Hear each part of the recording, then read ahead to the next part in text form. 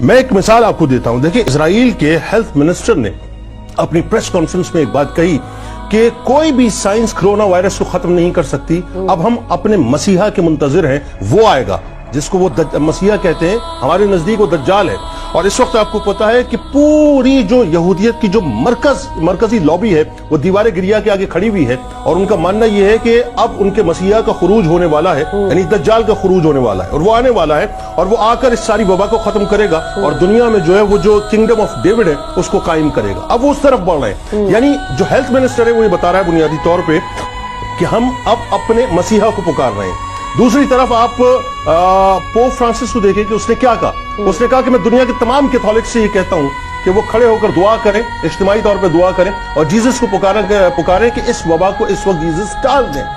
میرا ماننا یہ ہے کہ میں بہت ہی عقیدے سے یہ بات کرنے جا رہا ہوں. مجھے تکلیف ہے, میرا دل کوڑتا ہے کہ میں نے دیکھا کہ میرا کعبۃ اللہ بند ہو گیا, میں نے دیکھا کہ مسجد نبوی بند ہو گئی. دیکھیے یہ جو وبا ہے نا, میں دعوے کے ساتھ یہ جملہ ادا کر رہا ہوں کہ تمام تر احتیاطی تدابیر کے بعد یہ وبا اس وقت چلے گی جب ہمارا رخ گنبد خضرا کی طرف ہوگا. یاد رکھیے گا کہ آنے والی مسلمانوں پر تمام افتاد, تاریخ گواہ ہے, کبھی بھی مسجد نبوی کو بند کرنے سے نہیں بلکہ مسجد نبوی کے گنبد کے روشن دان کو کھولنے سے حل ہوئی ہیں. آج معاملہ یہ ہے کہ میں یہ جملہ ادا کرنا چاہتا ہوں اس وقت اس چینل پہ بیٹھ کے کہ دیکھیے صاحب, آپ سائنسز کی طرف رخ کیجئے. کیا کریں گے آپ رخ کرنے کے بعد؟ اینٹی ویکسین بن جائے گی, لیکن اینٹی ویکسین یا اینٹی وائرس جو ہے کام اس وقت کرے گا جب اللہ کی مشیت اس میں شامل ہوگی.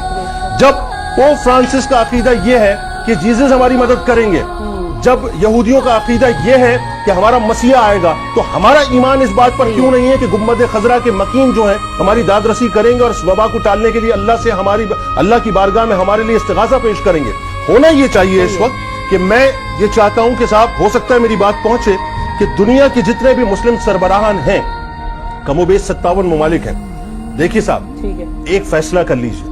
آج ایک فیصلہ یہ کر لیں کہ ہم سب مل کر سعودی حکومت سے یہ کہتے ہیں کہ ہم رسول کریم صلی اللہ علیہ وآلہ وسلم کی بارگاہ میں آنا چاہتے ہیں. جائیے, دنیا کے تمام مسلم سربراہان ایک ڈیلیگیشن بنائیں, اور ڈیلیگیشن کی صورت میں سرکار مدینہ صلی اللہ علیہ وآلہ وسلم کی بارگاہ میں جا کے بیٹھیں, مواجہ کے سامنے جا کے بیٹھیں, سنہری جالیوں کے سامنے جا کے بیٹھیں, اور عرض کریں کہ یا رسول اللہ صلی اللہ علیہ وآلہ وسلم, ایک وہ دور تھا کہ جب مدینے میں قحط پڑتا تھا تو آپ ہی کے صحابہ آ کے گنبد خضرا کے روشن دان کو کھولا کرتے تھے تو می برستا تھا, اللہ کی رحمتیں برستی تھیں.